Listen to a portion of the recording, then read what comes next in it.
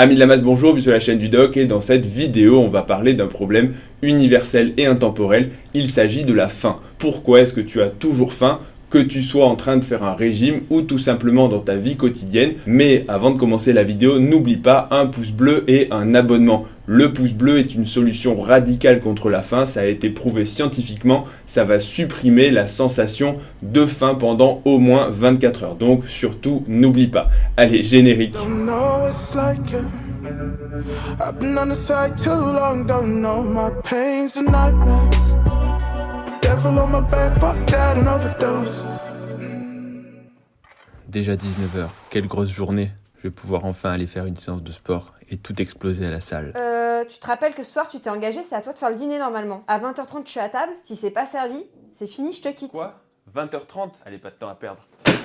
Adios.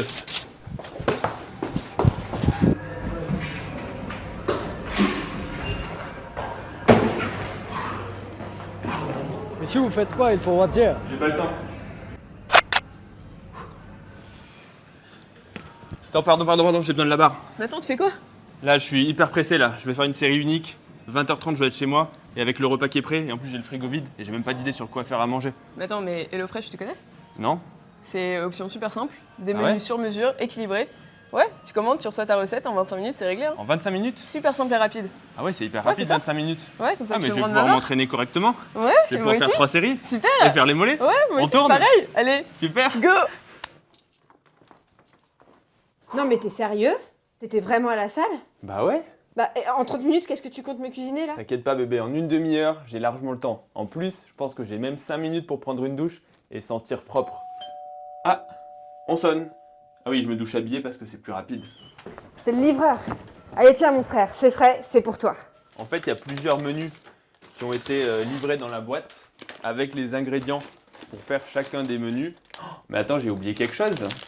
C'est que je sais pas du tout cuisiner. Qu'est-ce que je vais faire de tout ça? Oh, mais il y a aussi les recettes qui vont avec pour pouvoir cuisiner sans se prendre la tête. Et le plat de ce soir, ce sera une petite salade de nouilles taille à la mangue avec derrière toutes les instructions pour que j'évite de faire brûler la cuisine. 20h30 et voilà, c'est prêt. Alors, c'est qui le chef? Bah c'est HelloFresh. Tu te fous de moi ou quoi? Je Comment crois que j'ai pas vu les cartons. Mais c'est moi qui ai cuisiné. Ouais, c'est ça. Je suis tombée aussi sur ça. C'est ton anti-sèche, c'est ça? Franchement, je valide. C'est vraiment bon, c'est frais. Et j'ai regardé un peu le concept, c'est pas mal parce que j'ai vu que tu pouvais choisir jusqu'à 5 recettes parmi 21 recettes qui arrêtent pas de changer. Tu peux adapter les portions, tu peux choisir aussi si tu veux quelque chose plutôt vegan, pour ta famille. Pour ceux que ça intéresse, rendez-vous en description parce qu'on vous a mis un petit lien et une offre. Bon appétit. Allez, on va rentrer directement dans le vif du sujet. La faim et la satiété, ce sont deux émotions qui vont être contraires. Je vais pas vous faire un dessin. La faim, c'est quand on a envie de manger, quand on a envie de se remplir le ventre et de se jeter sur un bon gros burger. Alors qu'à l'inverse, la satiété, c'est quand on est plein. On peut penser de façon assez simpliste que la faim va être uniquement médiée, va être uniquement drivée par les calories. En gros, si on consomme assez de calories et qu'on est à maintien, on n'a pas faim. Si on en consomme plus, on va pencher vers la satiété.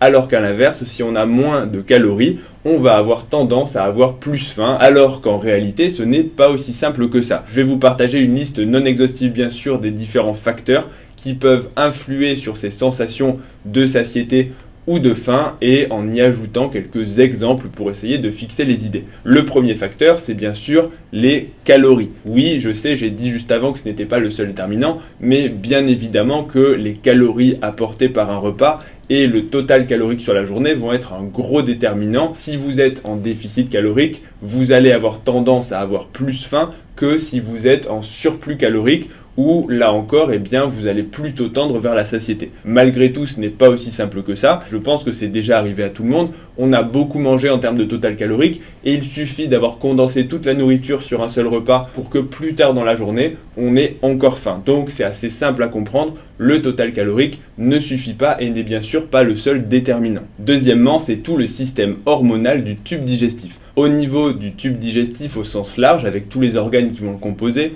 l'estomac, l'intestin grêle, le côlon et tous les organes qui vont assister les fonctions digestives, il y a une sécrétion d'hormones qui vont influer, là encore, sur la faim, sur l'appétit, ainsi que sur beaucoup d'autres systèmes. Il y a énormément d'hormones, et il y en a de plus en plus qui sont découvertes, alors peut-être pas chaque jour pour ne pas exagérer. On va quand même citer les principales. La première, c'est la gréline, qui va stimuler l'appétit et stimuler la faim, et la deuxième, c'est la leptine, qui a l'action inverse, elle va plutôt stimuler la satiété, ou en tout cas diminuer la sensation de faim. Ces hormones sont synthétisées au niveau local et vont agir sur énormément de systèmes, et ça a été une piste de recherche de se dire que finalement, si on modulait ces hormones, on allait peut-être pouvoir lutter contre la faim, et que virtuellement, eh bien, si on injectait, entre guillemets, ou si on modulait le taux d'hormones de la satiété, on allait diminuer la faim et on allait rendre les régimes et les pertes de poids plus faciles. Et ça a été notamment dans la lutte contre l'obésité. Si les gens n'ont pas faim, ils ne vont pas forcément manger autant, voire même ils vont s'arrêter de manger, donc ils vont perdre du poids. Logique. En réalité, c'est un peu plus compliqué que ça. Il y a bien sûr eu des médicaments qui ont été vendus et commercialisés pour moduler ces différents systèmes. Le plus célèbre, c'est le Mediator. Malheureusement, ils ont tous eu des effets indésirables qui ont été parfois très graves et qui ont conduit en fait à ce que ces molécules aient été retirées de la vente. En fait, la plupart de ces molécules qui ont été testées ont interagi avec beaucoup d'autres systèmes, puisqu'en fait les récepteurs à ces hormones ne sont pas simplement au niveau de l'estomac et simplement la faim, la satiété, et donc ils ont tous été arrêtés. Ça ne veut pas dire qu'un jour on ne va pas réussir à en isoler un, mais aujourd'hui on ne peut pas vraiment miser là-dessus. Le troisième facteur, c'est le volume alimentaire. C'est la distension mécanique de votre estomac qui va conduire à la satiété. C'est assez simple à comprendre. Plus vous remplissez l'estomac, plus les cellules et les parois vont être distendues, et plus il va y avoir un signal qui va indiquer au cerveau que vous êtes arrivé à satiété, et donc il ne faut plus envoyer de nourriture. On peut assez facilement tromper son cerveau, puisqu'il suffit, entre guillemets, je vais mettre de gros guillemets bien sûr, de le remplir avec virtuellement n'importe quoi pour que ce signal de satiété soit envoyé. Ça veut dire quoi? Ça veut dire que plus vous allez le distendre par je vais pas dire des procédés artificiels, mais pour vous donner un exemple très simple, plus vous consommez des aliments qui vont être denses en calories et en énergie, par exemple, qu'est-ce que je peux citer? Vous prenez un burger, c'est beaucoup de graisse, beaucoup de sucre, et c'est relativement compact. Ça va être beaucoup de calories faciles à absorber qui vont venir prendre assez peu de place dans votre estomac. Tous les aliments riches en graisse, l'huile c'est pareil, en termes de densité, c'est ce qu'il y a de plus calorique au gramme et au volume près. Alors qu'à l'inverse, si vous consommez des aliments qui sont beaucoup moins denses en énergie, le plus typique ce serait les légumes, la salade, qui vont être très volumineux avec très peu d'énergie. Donc si vous mangez beaucoup de salade, vous allez vous remplir le ventre et vous allez avoir une sensation de satiété, alors qu'en termes de calories, il n'y aura pas grand-chose. De la même façon, le fait d'apporter des liquides, de l'eau va également distendre l'estomac et donc va vous amener à satiété plus vite. Attention, ne vous dites pas mais ça y est, j'ai trouvé la solution, je vais boire plus que de l'eau pour en permanence distendre mon estomac et je n'aurai plus jamais faim. Ça ne marche pas comme ça. Ce système va arriver ensuite à ses limites. Et surtout, les aliments ne vont pas être digérés à la même vitesse. Si vous buvez de l'eau, son temps de transit sera extrêmement rapide avant d'être absorbé. Donc en fait, oui, l'estomac va se distendre si vous buvez 2 litres d'eau d'un coup, mais assez rapidement, il va se rétrécir. C'est très schématique, mais vous aurez compris l'idée, puisque l'eau est absorbée très vite. A l'inverse, les graisses sont peut-être très denses, mais ce sont aussi les moins digestes. Je pense qu'on a tous l'image des repas de famille où on a mangé très gras et que en fait la digestion est lente et qu'en fait on a des relents de nourriture plusieurs heures, voire même parfois le lendemain, tout simplement parce que le gras va rester longtemps dans le tube digestif avant d'être digéré. Donc oui, en termes de volume, c'est un peu moins intéressant, mais inversement, on aura quand même une satiété qui sera un peu plus durable. Mais ça veut dire que vous avez tout intérêt à jouer un petit peu avec le volume alimentaire pour composer votre plan alimentaire, et notamment en prise de masse, vous allez privilégier les aliments si vous voulez grossir un petit peu plus dense, parce que si vous mangez full légumes, vous n'allez pas arriver à apporter assez de calories. A l'inverse, si vous êtes en période de régime, vous avez intérêt à prendre des aliments peu denses en termes de calories pour agrandir en fait le volume alimentaire avec de la salade, des légumes, etc. Et c'est pour ça que je pense une des erreurs que font les personnes en sèche, c'est de manger des calories liquides qui seront très rapidement absorbées, notamment tous les shakers de protéines. En sèche, c'est pas forcément une bonne idée puisque en termes de satiété, c'est quasi nul, même si oui, il y a des apports en protéines. Donc le volume alimentaire, c'est un des paramètres les plus intéressants. Le quatrième facteur, c'est l'équilibre glycémique et la variation de l'insuline. Je vais essayer de m'expliquer rapidement sur ce point-là. quand vous consommez des sucres, il y a votre glycémie qui va monter. La glycémie, c'est le taux de sucre dans le sang, et donc elle va monter différemment selon la quantité de sucre. Si vous prenez 100 grammes ou si vous prenez 10 grammes, ce ne sera pas pareil, mais aussi selon le type de sucre. Donc je vais résumer ça avec l'index glycémique, même si certains diront qu'il a ses défauts, qu'on peut parler d'index insulinique, etc. C'est vrai, mais on va résumer ça comme ça avec l'index glycémique qui est en gros la capacité d'un aliment à faire monter rapidement la glycémie à quantité de sucre égale. Donc ça veut dire quoi? Ça veut dire que si vous consommez des sucres, votre glycémie va monter. Au-delà d'un certain seuil, c'est normal, hein, la glycémie va s'élever après les repas quand on consomme du sucre. Le souci, c'est que, ou en tout cas, la réponse de l'organisme à cette glycémie qui s'élève, c'est la sécrétion d'insuline. L'insuline, c'est l'hormone qui fait rentrer le glucose dans les cellules, à la fois les cellules musculaires, mais aussi les cellules hépatiques, et dans les différentes cellules, tout simplement pour apporter du glucose et le nourrir pour fournir de l'énergie. Le souci avec cette glycémie qui monte, ou plutôt la réponse normale de l'organisme, c'est de sécréter de l'insuline pour faire redescendre la glycémie, pour la réguler. Le souci, c'est que, et c'est là le vrai souci, c'est qu'on n'est pas tous sensibles de la même façon à l'hypoglycémie, et notamment, on ne va pas tous réagir pareil en termes de sécrétion d'insuline. Certaines personnes vont sécréter plus d'insuline que d'autres et vont faire plus d'hypoglycémie, ce qui peut conduire à une sensation de faim. Imaginons, vous êtes à jeun, vous avez faim, vous allez prendre un bonbon qui traîne ou un carreau de sucre. Sur le moment, tout de suite après, vous n'allez plus avoir faim. Sauf que cette sensation va durer en fait assez peu de temps et rapidement après, vous allez à nouveau avoir faim, tout simplement parce que la glycémie sera montée temporairement et ensuite elle sera redescendue. Mais ça peut être même pire que ça chez certaines personnes, et ça je parle d'expérience puisque moi-même ça me fait ça, même si je sais que quand j'en parle parfois à certaines personnes, ils me disent en gros t'es un peu fou, mais pourtant je vous garantis qu'on n'a pas tous, encore une fois, la même sensibilité aux hypoglycémies. Et je vais vous donner un exemple très personnel, mais qui peut-être sera parlant pour vous, mais si je prends une quantité de sucre plus ou moins importante, on va dire de sucre rapide, 2 heures plus tard, et c'est systématique, 2 heures après, je vais avoir vraiment la vraie hypoglycémie avec la sensation de faim, à me sentir très fatigué, l'incapacité à me concentrer, je me sens vraiment un petit peu vaseux. C'est très transitoire bien sûr, hein, ça dure 10-15 minutes, ensuite mon corps il régule automatiquement, c'est très désagréable et c'est quelque chose qui peut être évité en mangeant des aliments qui sont tout simplement moins sucrés. C'est même pas une question de total calorique, et je vais vous citer un autre exemple, c'est le repas du dimanche matin, mon petit déjeuner. Ma copine me dit attends, c'est dimanche matin, donc je vais te faire des petites tartines pour que tu aies quand même un petit repas plaisir. Et donc ce que je faisais en fait à l'époque, maintenant je le fais plus parce que justement je le tolérais très mal, c'est que je mangeais le même petit déjeuner qui m'allait très bien, mais en plus je mangeais 3 tartines avec du spéculoos. Le spéculoos c'est de la pâte de sucre et avec du pain. Et donc en fait on pourrait se dire qu'en termes de calories j'avais non seulement mon repas habituel, mais en plus 3 tartines avec, on va dire, je sais pas exactement, mais en gros 50 grammes de sucre rapide. Donc j'avais plus d'énergie, plus de nourriture, plus de volume alimentaire puisque je mangeais plus, mais pourtant c'était systématique. 2 heures plus tard, après ce repas, j'avais cette grosse sensation d'hypoglycémie, cette faim, cette fatigue, et je ne pouvais plus rien faire.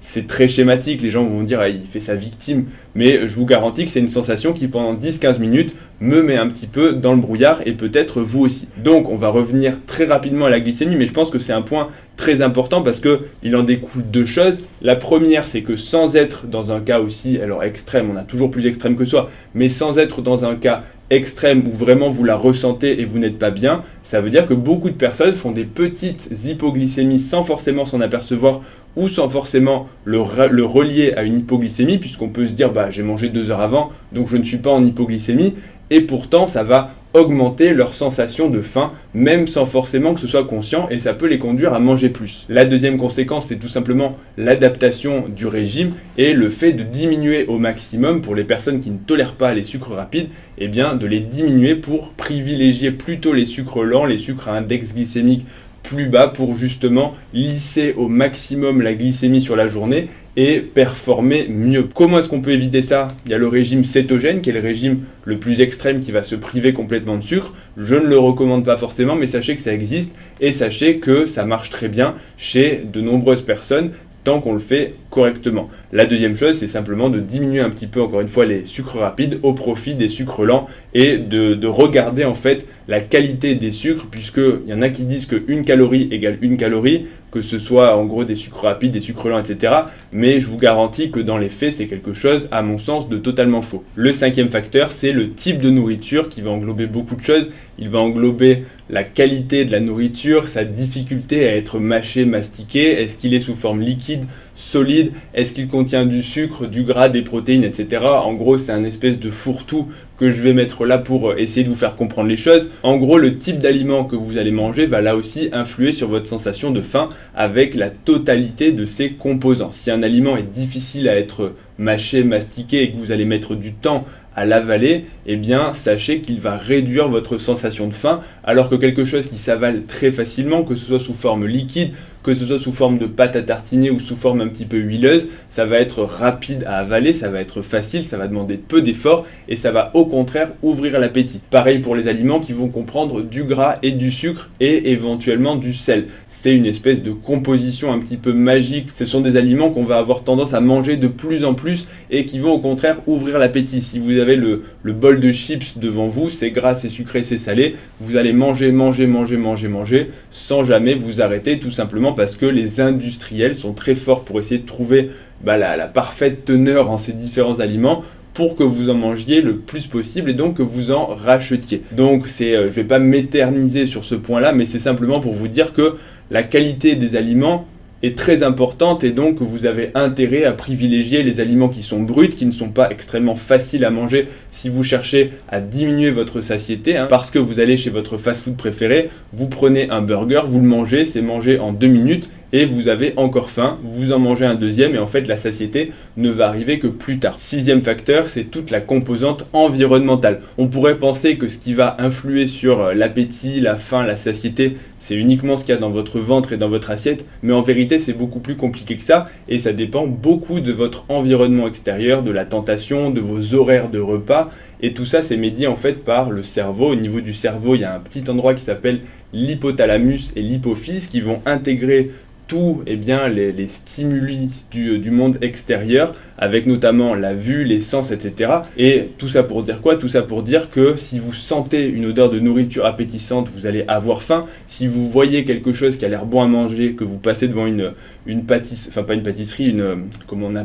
boulangerie avec des pâtisseries appétissantes, ça va vous ouvrir l'appétit. Si vous passez devant un McDo, vous aurez faim. Et tout ça, justement, ça va contribuer à vous ouvrir l'appétit ou au contraire vous révulser. Si vous allez à un bloc opératoire et que vous voyez plein de...